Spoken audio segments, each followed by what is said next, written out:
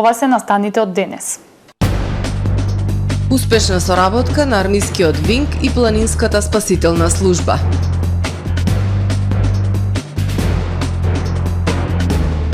Поскапувањето на струјата нема да ги поскапи туристичките аранжмани.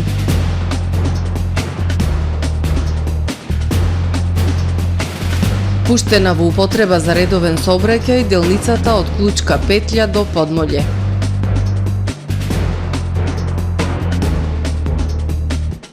Стопанствениците на плажите сериозно да ја сватат потребата од ангажирање на спасители. Обединетите нации и Светската метеоролошка организација го најавија доаѓањето на Ел Нињо. Со дневникот продолжуваме по временската прогноза. Останете со нас.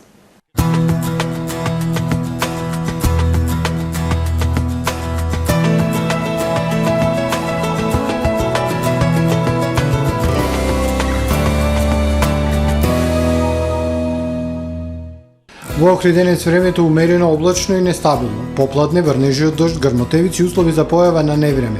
Максималната дневна температура 26 степени Целзиусови. Во текот на ноќта врнежите ќе престанат, па времето ќе биде ведро со локална облачност.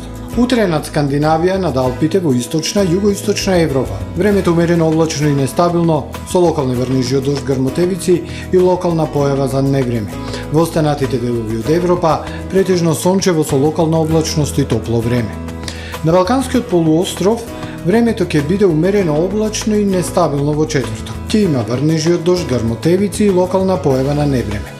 Во Црна Гора, Албанија, како и во над Грција, ќе биде сончево и топло. Максималните дневни температури на полуостровот од 22 до 34 степени Целзиусови. Во Македонија утре не очекува претежно сончево време, ќе има локална облачност, ќе биде ветровито и потопло со пораст на дневните температури. Попладне локален развој на нестабилност и локални врнежи од дожд и грмотевици. Минималните температури во пат од 9 до 19, максималните од 26 до 34. Висока вредност ќе има УВ индекс од 8. Во Охрид во четврток претежно сончево време, ќе има локална облачност, ќе биде ветровито. Попладне слаби локални врнежи од дожд и грмотевици. Минималната 15, дневната 28 степени. Во Охрид во петок не очекува претежно сончево време. Ќе има локална облачност. Сутринската температура 16, дневната 28.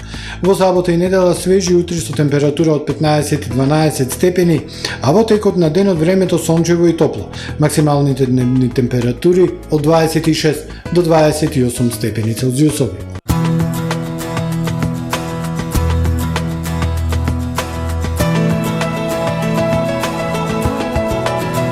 Гледавте Метео на ТВМ по соработка со Трпе Инвест.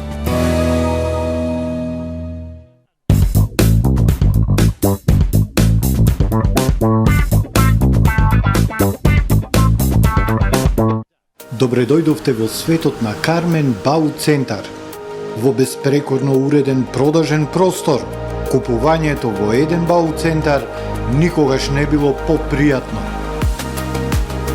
Со гордост ви го представуваме нашиот шоурум Мараци, со најголем избор на плочки од Мараци и санитарија од светски познатите брендови Грое, Колпасан, Идеал Стандард, Рока, Унитас. На располагање ви е нашиот архитект, кој ќе ви помогне во осмислување на вашиот проект.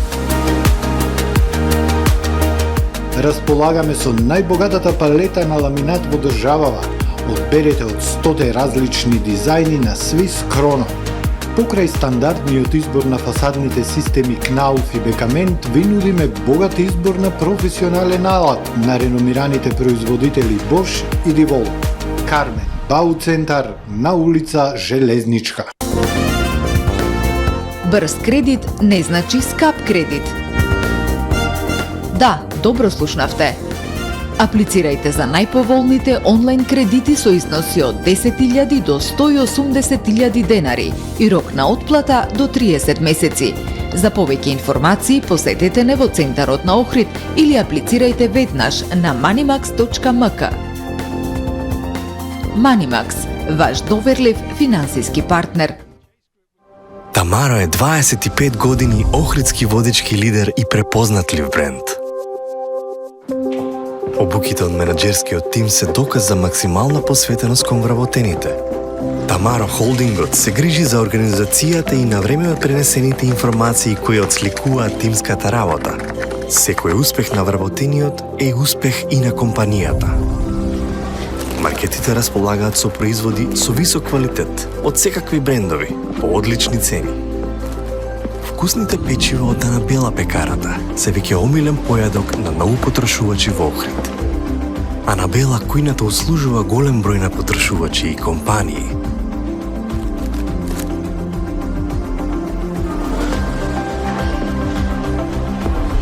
Рибарата е секогаш снабдена со најразлични видови на риба и морски плодови. А месарниците располагаат со свежо месо и месни производи во секое време. Уживајте во својот охридски домаќин. Тамаро, повеќе од маркет.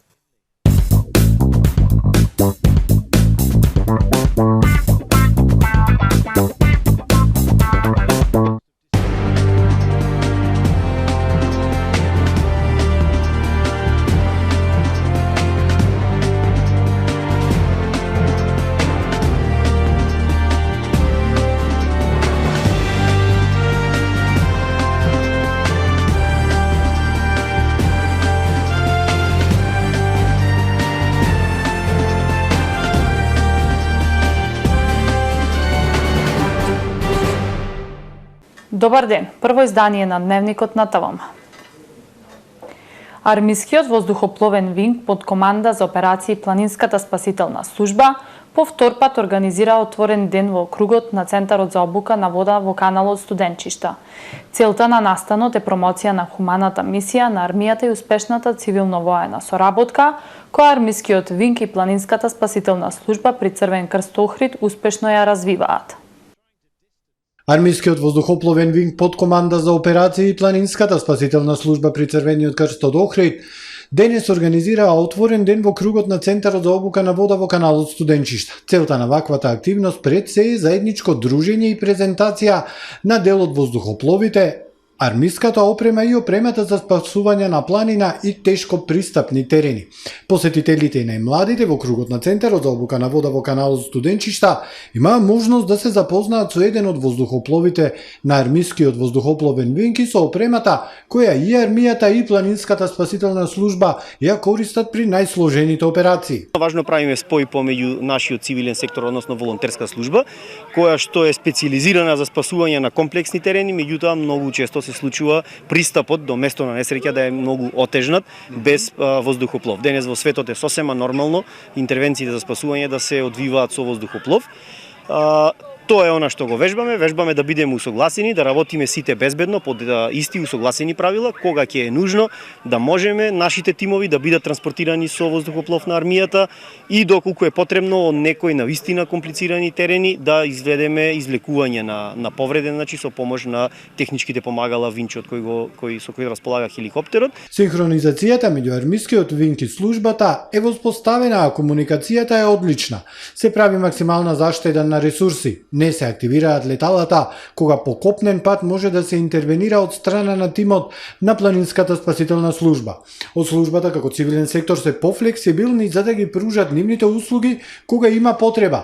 Но цивилниот сектор мора да биде ставен во законска рамка, да добие овластувања за да може да постапува, вели Антонио Додевски, раководител на Планинската спасителна служба при Црвен крст од Охрид.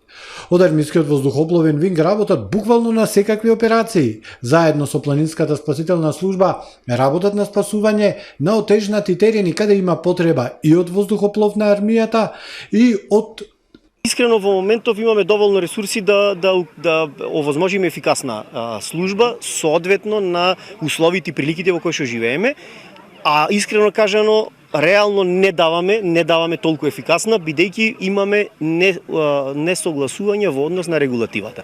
Ние паралелно работиме на усогласување на регулатива.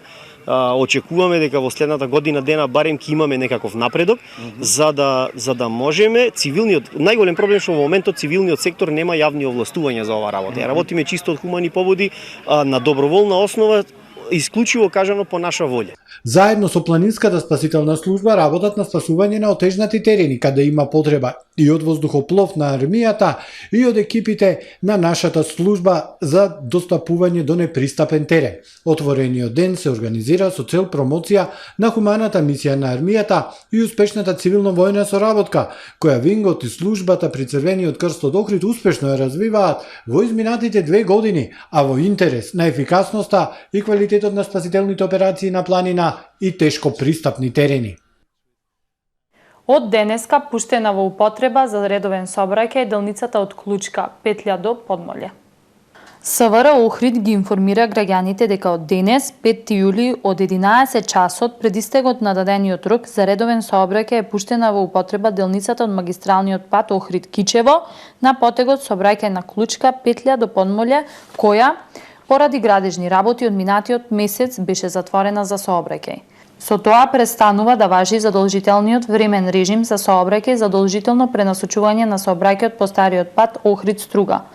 Министерот за транспорт и врски Благој Бочварски, заменик министерот Беке Имреджепи и директорот на јавното претпријатие за државни патишта ЕУ Простеми денеска извршија увид на реконструираната делница. Новото поскапување на електричната енергија од 1 јули годинава нема да ги поскапи туристичките аранжмани. Малите потрошувачи или помалите фирми ќе добиваат слични сметки за струја како и до сега. Токму затоа не се очекува поскапување на цените ниту во хотелското, ниту во приватното сместување. Енергетската криза хотелскиот сектор силно ја почувствува лани, кога салдата на сметките на крајот на годината на поголемите хотели останаа во негатива поради огромните трошоци предизвикани од поскапувањето на електричната енергија. Новото поскапување на електричната енергија од 1 јули годинава нема да ги поскапи туристичките аранжмани. Според Хотелската асоциација, корекцијата на цената на струјата нема да предизвика нов ценовен удар. Малите потрошувачи или помалите фирми ќе добиваат слични сметки за струја како и досега. Од тука не се очекува поскапување на цените ниту во хотелското, ниту во приватното сместување. Оваа година имаме подобрени цени и се надеваме дека ова поскапување нема да е толку значајно, него ќе помине многу полесно од минатата година. Со оглед на тоа што имавме минатата година, сега скоро да нема хотел што нема веќе поставено фотоволтаични централи кои ја олеснуваат работата на хотелот со смалени трошкови за електрична енергија. Цените на аранжманите во ек на туристичката сезона на брегот на Охридското езеро во хотелите со 4 или 5 звезди се движат од 40 до 60 евра ноќевање со појадок, што според Хотам се уште се наевтини во регионот. Дестинацијски кај што сменели, сме уште една од поевтините дестинации. Значи, ако се споредуваме со Хрватска, Црна Гора, Грција, па и Албанија во последно време, значи ние сме уште од поевтина категорија на сместувачки капацитети и не може да се пожалиме. Услугите се на повисоко ниво. Енергетската криза, хотелскиот сектор силно ја почувствува лани, кога салдата на сметките на крајот на годината на поголемите хотели останаа во негатива, поради огромните трошоци предизвикани од поскапувањето на електричната енергија. Основното училиште Свети Наум Охридски во Пештани добива енергетски ефикасна фасада. Со буџетот на Министерството за образование и наука од над 4,5 милиони евра, предвидени се реконструктивни активности во 50 училишни објекти во повеќе општини низ државата. Деновиве започна изградба на енергетски ефикасна фасада и во основното училиште Свети Наум Охридски во Пештани. Проектот за реконструкции, енергетско ефикасни фасади и изградби на училишта е финансиран од Министерството за образование и наука. Со буџет на МОН од над 4,5 милиони евра предвидени се реконструктивни активности во 50 училишни објекти во повеќе општини низ државата. Градежните активности предвидуваат подобрување на условите за настава, подигнување на енергетската ефикасност на објектите, како и унапредување на санитетско-хигиенските услови и пристапноста на објектите за учениците и лицата со попреченост. Средствата се обезбедени во буџетот на Министерството за образование и наука преку одделението за капитални инвестиции, проектната единица за изградба на 145 спортски сали и рехабилитација на училишни објекти, а најголем дел од училиштата, односно 40 објекти, ќе бидат опфатени со реконструктивни активности со поддршка од Светската банка, која го финансира спроведувањето на проектот за унапредување на основното образование. Заврши обуката за спасители на отворени води во Охрид, која ја спроведува Центарот за безбедност на вода при Охридскиот Црвен крст. Обуката ја завршиле 6 млади луѓе, а моментално Центарот располага со 11 лица. Тешко е да се задржат младите лица да продолжат да се занимаваат со оваа доблесна професија, вели Сашо Точко, председател на Црвениот крст. Најмногу поради несериозноста во обврските кои кон спасителите ги имаат концесионерите на плажите. Сезоната за капење во Охрид започна, 7 плажи на Охридското крајбрежје ќе добијат и спасители на отворени води. Од 11-те пријавени во Центарот за безбедност на вода при Охридскиот Црвен крст за обуката за спасители на отворени води, само 6 лица ја завршија. Обуките кои што се изведуваа во јуни беа по сите стандарди на Меѓународната федерација за безбедност на вода, чии лиценци и акредитации за работа се валидни насекаде во светот.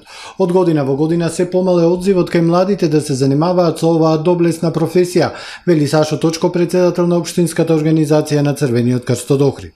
За жал, одзивот е, што го спомнувам, наназад години многу мал, младите се помалку заинтересирани, не знам од кои причини.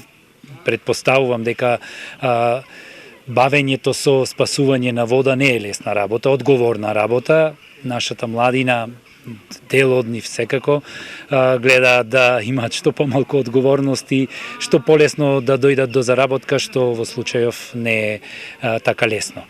Според законот и правилникот за видот и обележување на капалиштата, сите уредени капалишта мора да имаат спасители на вода и други реквизити, наблюдувачници, а онаму каде нема, концесионерот да истакне дека таа плажа не е безбедна, односно дека нема реквизити и спасители на вода. Годинава спасители на вода ќе добијат плажите Метропол, Голден Бич, трите плажи кај автокампот Градиште, плажата кај хотелот Инекс Олгица и плажата Свети Наум.